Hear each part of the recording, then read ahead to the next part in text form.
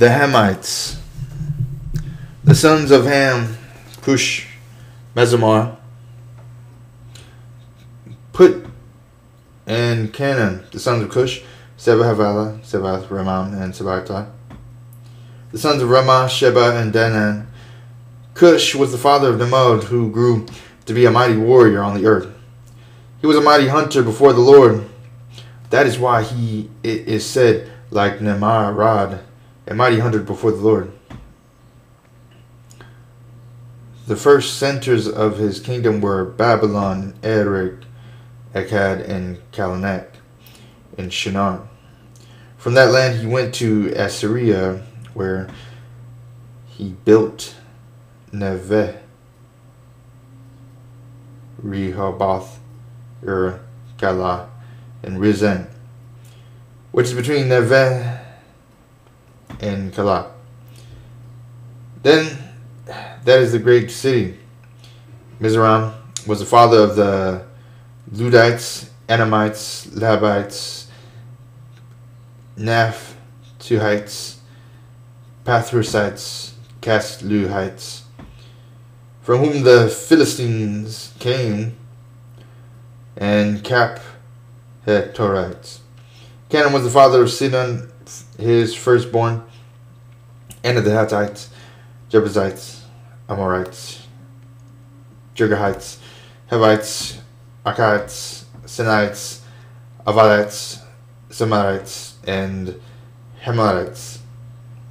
Later the Canaanites clans scattered, and the borders of Canaan reached from Sidon toward Gerar, as far as Gaza, and then toward Sodom, Gomorrah, Amad, and Zeboim, as far as Lasha.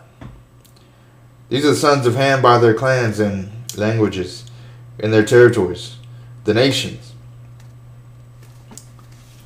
The Semites. Sons were also born to Shem, whose older brother was Japhet. Shem was the ancestor of all the sons of Shem: Elam, Ashur, Ephres, Lud, and Aram, the sons of Aram. Uz, Hul, Gether, and Meshech. Arphax was the father of Shelah, and Eshalam was the father of Eber. Two sons were born of Eber. One was named Peleg, because in his time the earth was divided. His brother was named Joktan. Joktan was the father of Al-Modad, Shelphel, Hazamarveth, Jerah, Hadoram, Uzal, Dikla, Obal, Abimal, Sheba, Alphra, Havilah, and Jabal. All these were sons of Joktan. The region where they lived, stretched from Masha toward Sephar, in the eastern hill country. These are the sons of Shem by their clans and languages, in their territories and nations. These are the clans of Noah's sons, according to their lines of descent within their nations. From these the nations spread out over the earth after the flood. The Tower of Babel. Now the whole world had one language and a common speech as men moved eastward. They found a plain in Shinar and settled there. They said to each other, "Come, let's make bricks and bake them thoroughly." They used brick instead of stone and tar from mortar, and they said, "Come, let us build ourselves a city with a tower that reaches to the heavens, so that we may make a name for ourselves, and not be scattered over the face of the whole earth." But the Lord came down to see the city and the tower that the men were building. The Lord said, "If as people speaking the same language they have begun to do this, then nothing they plan to do will be impossible for them. Come, let us go down and confuse their languages so they will not understand each other." So the Lord scattered them over the earth, and they stopped building the city. That is why it is called Babel, because there the Lord confused the language of the whole world from there The Lord scattered them over the face of the whole earth.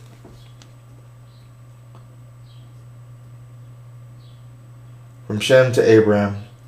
This is the account of Shem.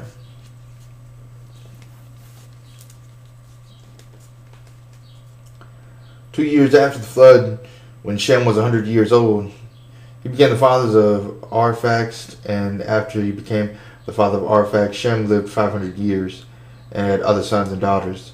When Arphaxad had lived 35 years, he became the father of Shelah, and after he became the father of Shelah, Arphaxad lived 403 years and had other sons and daughters.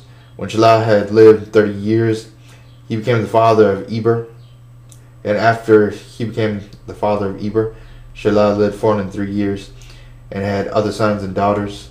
When Eber had lived 34 years, he became the father of Peleg, and after he became the father of Peleg, Eber lived 430 years and had other sons and daughters.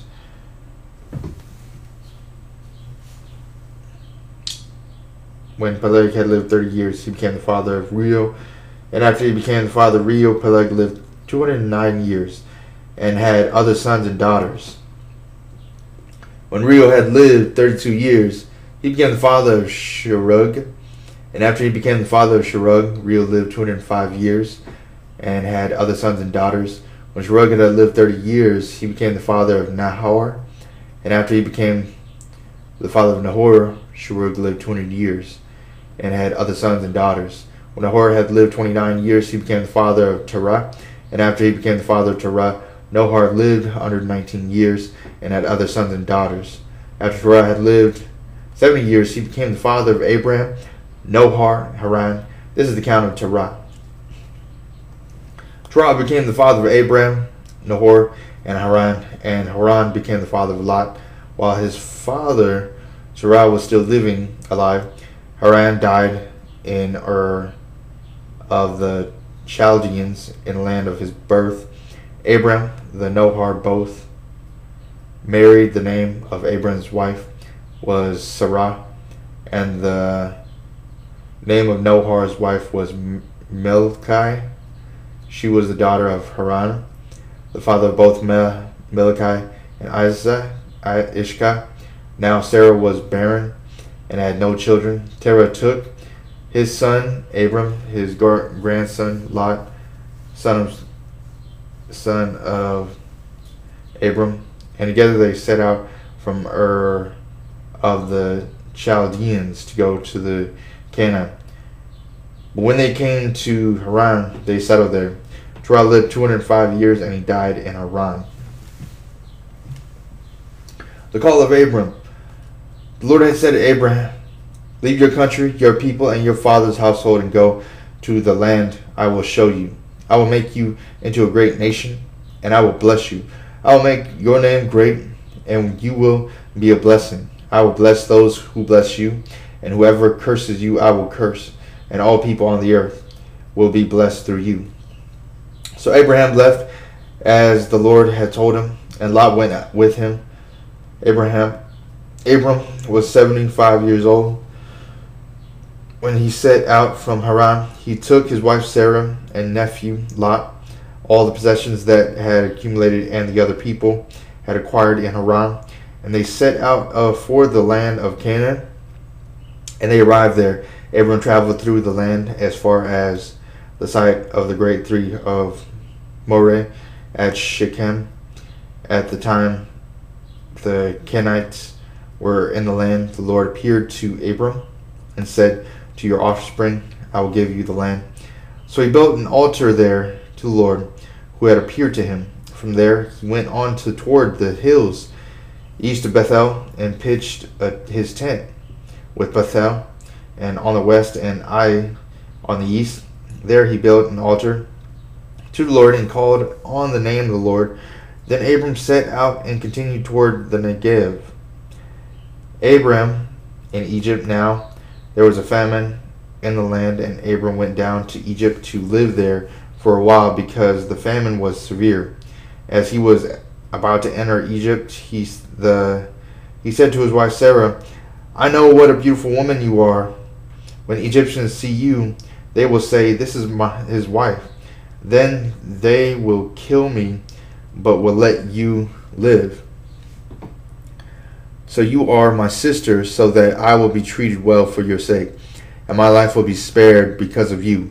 When Abram came to Egypt, the Egyptians saw that she was a beautiful woman, and when Pharaoh's officials saw her, they praised her to Pharaoh, and she was taken into his palace. He treated Abraham well for her sake, and Abram acquired